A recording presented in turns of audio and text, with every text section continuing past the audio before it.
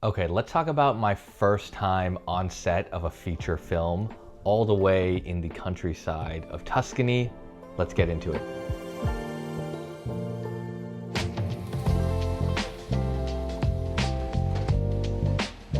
So this video is going to be pretty casual. I just want to talk about my experience flying over to Italy, heading into the countryside of Tuscany and spending time with all of these content creators on location for this feature film. Of course, we are going to talk about tech and camera gear. There was so much cool camera gear on location.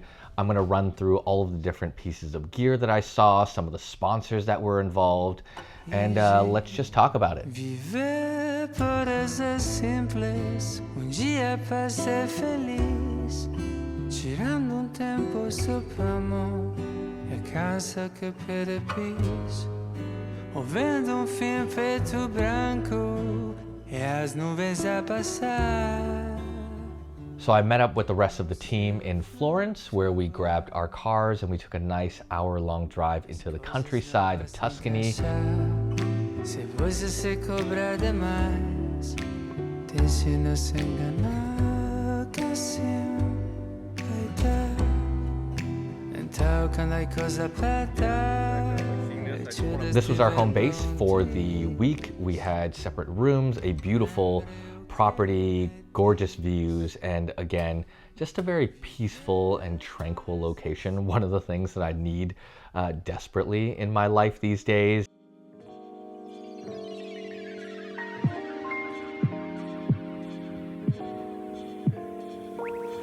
Come on over.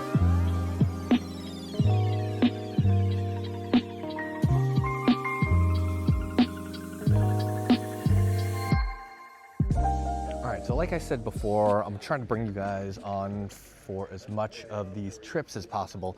And as I mentioned, we are here in the countryside of Tuscany. There is a full film crew here today. We are filming a movie with an entire crew here. We've been setting up all morning. Looks like we are getting ready to go soon, but we've got our entire creative crew here. We've got a bunch of cinema cameras set up. We have gear everywhere.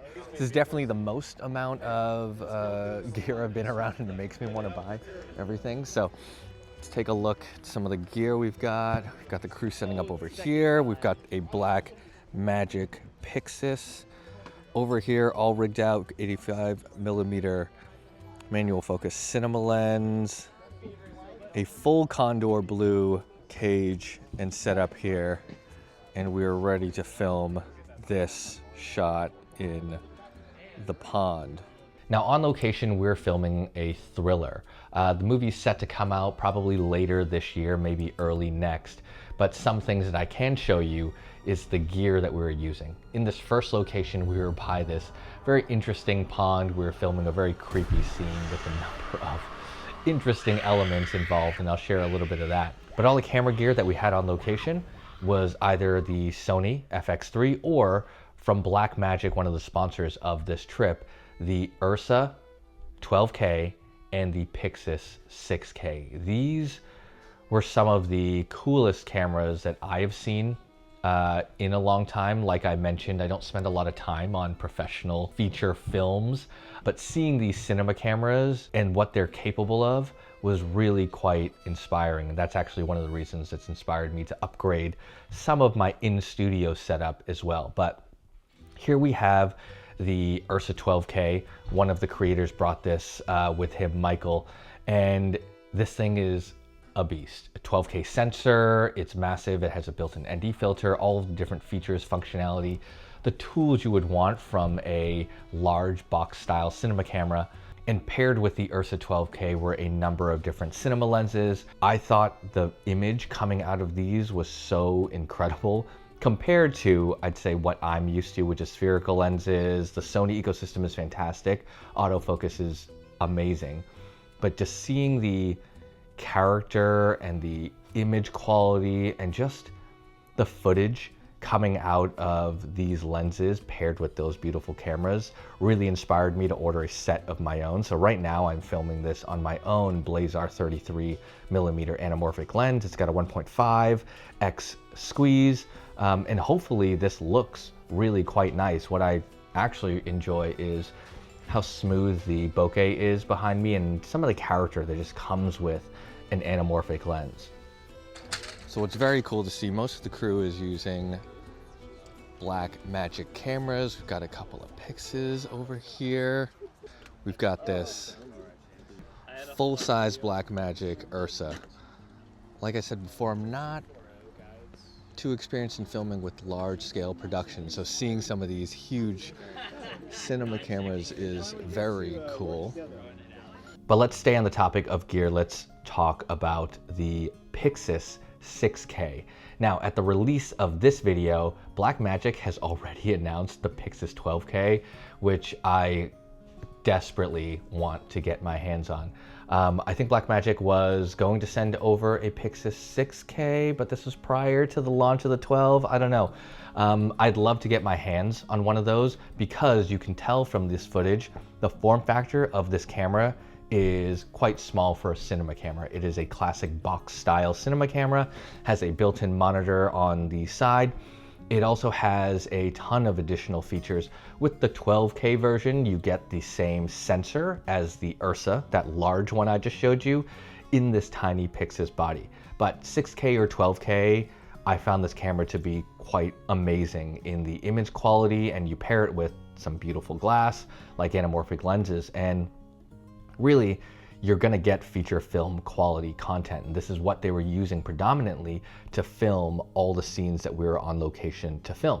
Now, another thing that's surprising and new to me is just how rigged out these cinema cameras are. And for those of you that don't have a lot of experience with this, it just means all of the different accessories, the cages, the components that you can place onto these cinema cameras, which is quite modular to meet the different needs or use cases you have on location. So if you look at some of these Pixis cameras that we used on location, they all had different components on them. Some had focus motors, some had additional monitors, but all of them were using Condor Blue cages and accessories. That's also one of the sponsors of this trip.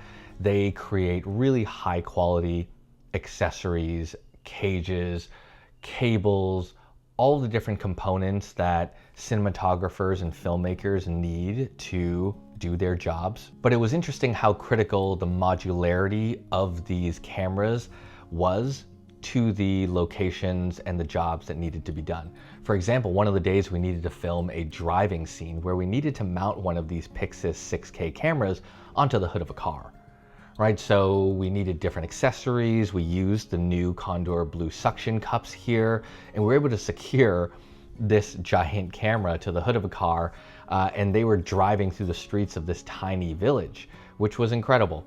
So it's components like that that I don't really use in my everyday life, but have now opened up more possibilities to me in terms of what I can do for my content creation and my channel. Another thing I learned on location was just how important it was for everyone to be in sync and have channels of communication to each other. Now that feels like an obvious statement, but when you're in, say, a remote location like this Tuscan village, and you've got some of the crew down by the entrance filming a drive-in scene, you've got another set of the crew with the equipment over by the cafe, and you can't really scream across the village because you may be filming a scene. Audio tends to be very sensitive. Everyone on location was using Axion headsets. That was something that was cool to see in practice. Everyone from the director to the producers to the different camera operators was using one of these Axion headsets, and that's what they were using to coordinate basically all the moving parts required to film scenes of this movie in a pretty remote location in the middle of Tuscany. Now, we were at two locations during our trip to Tuscany. The first was this pond where we were filming one of the creepier scenes, and then the other location, which we were filming a much more romantic and low-key, less horrifying scene, was in this beautiful Tuscan village. Entri nella stanza sono tutti stesi, i loro cuori ti hanno visto e si sono arresi. Ti guardo nello specchio e penso, ma come fai?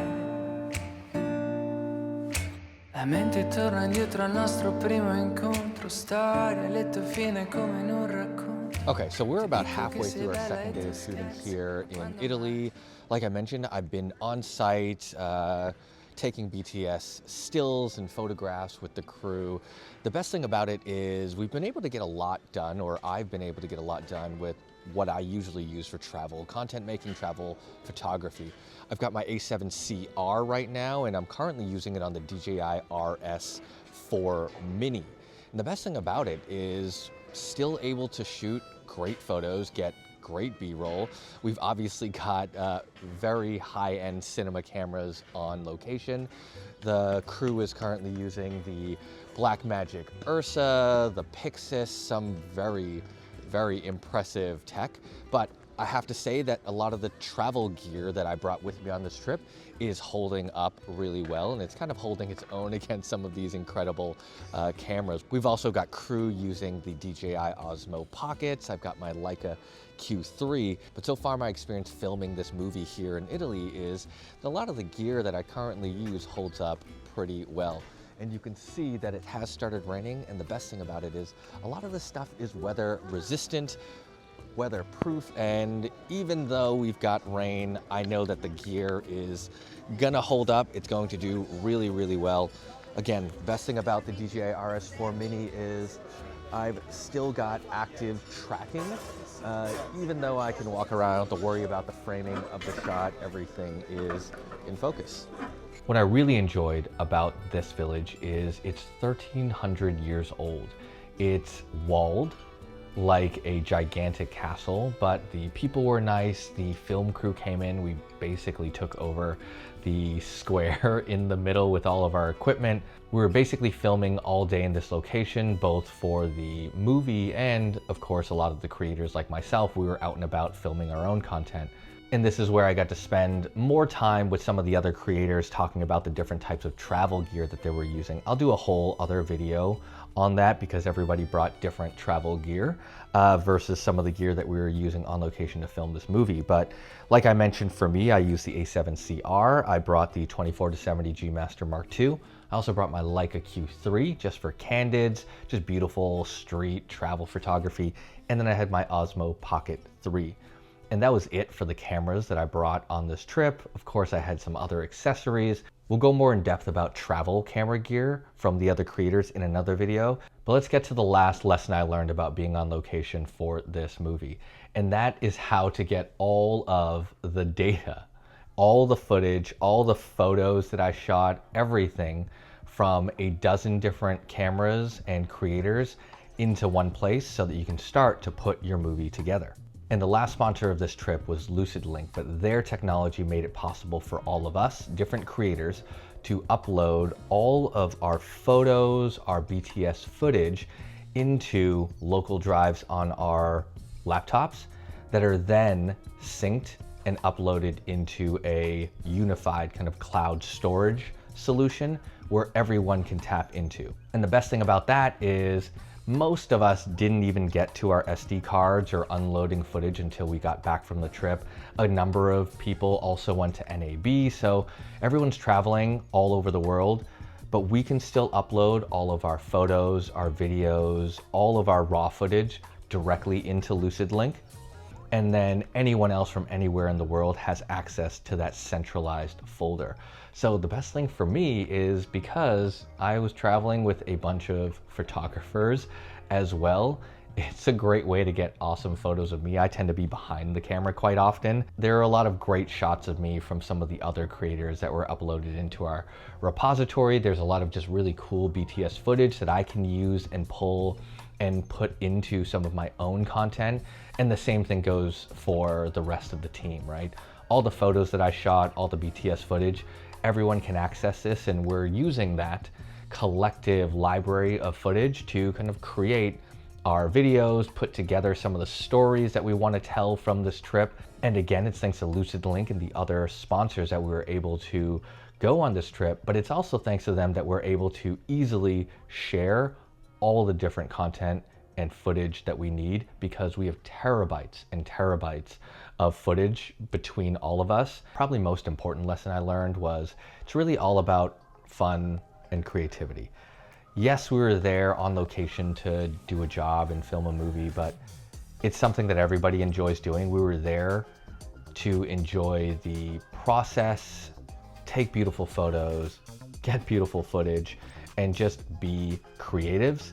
And that's something I don't get to do very often in everyday life. So being able to be on set and just see everyone in their element, really just enjoying themselves, making something very cool, that's quite inspiring. It's something I really needed for my own creative motivation. So if you're looking to get into content creation, photography, filmmaking, cinematography, any of those things, I say go for it, because I spent a week with a house full of people who are doing this full-time for a living. Everyone just gets to create, doing things that they love. So it's absolutely a possibility. And I think if it's something you're thinking about, you should absolutely give it a shot. All right, that's it for this video. Hopefully you guys enjoyed that. I will, again, try to incorporate more of this travel stuff into my channel as much as possible. But if you like this video, hit that like button, subscribe for more videos just like this. I will catch y'all in the next one. Entri nella stanza sono tutti stesi, i loro cuori ti hanno visto e si sono arresi. Ti guardo nello specchio e penso, ma come fai? La mente torna indietro al nostro